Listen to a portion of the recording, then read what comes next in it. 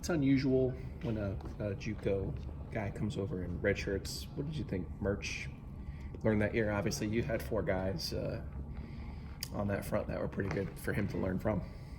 That was hopefully when we got him the plan. You know, we knew we were losing a lot after them, and to give him the opportunity. One, it usually takes 12 months for a junior college player to truly get acclimated physically because they don't have the training or the nutrition at those schools. And so it helps you.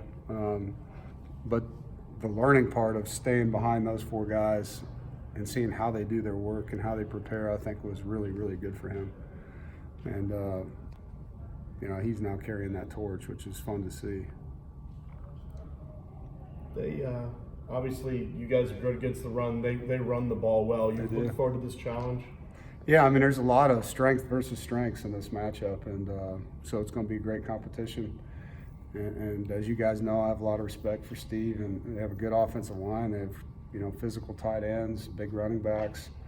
Now I think Flowers has made him different offensively at receiver. He's really dynamic wideout for him, so it's a very good offense. They are going to be playing a new quarterback. Yeah. Do you anticipate that means more of A.J. Dillon, or what have you seen from the new quarterback? No, I mean, you watch him come in the last game, and it was just the same play calls, you know. So obviously I can't predict what they're going to do, but it doesn't look like they're changing their offense with him. Does he, I mean, he's not as mobile as Brown? No, he was a good runner in high school. Yeah, I think he's a dual threat guy, and I'd be shocked if it's any different than what it's been. When you're facing a running back as good as they have, how much do you use that to motivate your run game that has been good at defending your own? No, it's absolutely a motivation. I mean, these guys want to play well every week, and you know, if you can hold a back that's as good as him, you know, to less than he's used to having, that says a lot for you guys and for our guys. And something that anytime you play a guy that's as good as him, and he had a great game against us 2 years ago, so you know, you want to try to do your best not to let that happen. Is the part of the chess game is which team will have how many guys in the box? Potentially, you know, I think it's more about just the fundamentals and the techniques and the finish, regardless of the numbers you put in there. You know, you've got to win.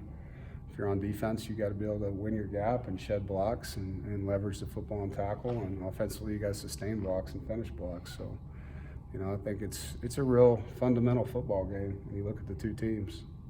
Having won there on the road a couple years ago, does that help in any way, shape, or form to try to kind of get over the hump on the road with this group? I don't know. I mean, not many of these guys were there, you know.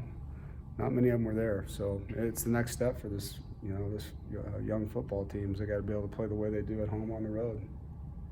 Are you guys expecting to have Chris Ingram with you and ready to play? I'm not going to talk about it.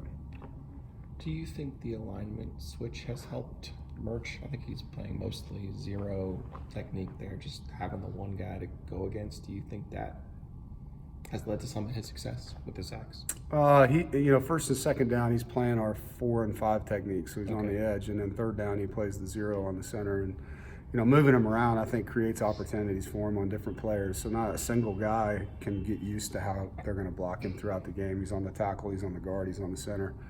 And sometimes he's, you know, stemming from a zero back out to a 3. And so it's hard for them to get zeroed in on where he's going to be lined up at times. And, you know, when we get into the package where we have Lias and Deontay, you've got really good edge rushers. So it's not like you can just bury everybody down in there and leave those guys alone.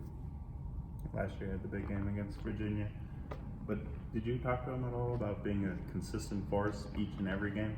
I didn't have to. I mean, that's his goal, you know. And so talking to every player on our team at the end of the season, you find out what their goals are for the spring, and then after the spring I meet with them again and ask them what their goals are for the summer and the season. And I don't have to put anything in his mouth. That he's wired the right way.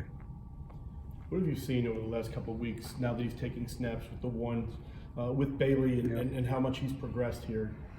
You know, both him and Devin have gotten more confident, you know, and the game reps have helped him slow things down.